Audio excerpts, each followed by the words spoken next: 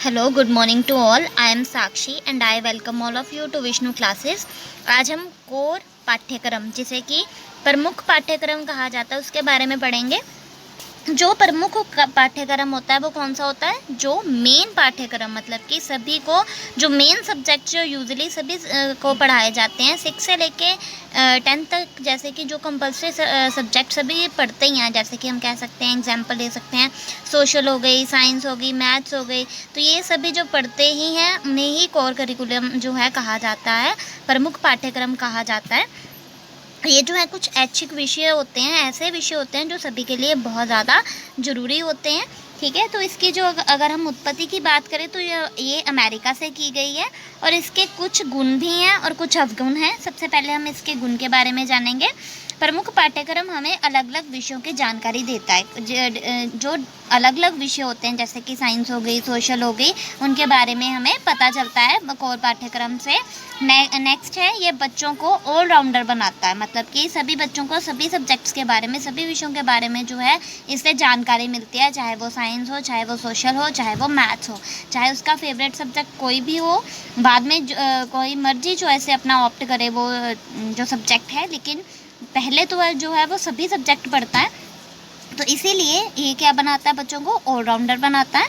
ये ज़िंदगी के हर चरण के लिए आवश्यक है, मतलब कि ये सभी सब्जेक्ट्स जो हैं हमारे लिए पढ़ने बहुत ज़्यादा कंपलसरी है। इसे ही कोर पाठ्यक्रम में ये रखे जाते हैं ताकि सभी बच्चों को जो है इनके बारे में जानकारी हो।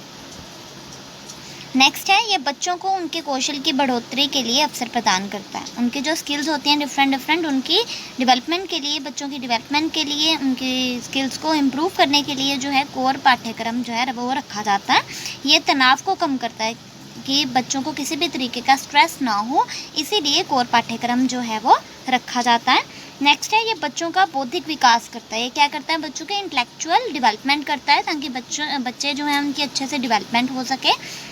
नेक्स्ट है, ये बच्चों की सब समस्याओं को हल करने में मदद करता है। कोर पाठ्यक्रम जो है वो क्या करता है? बच्चों की जितनी भी प्रॉब्लम्स उनको सॉल्व करने के लिए काम करता है।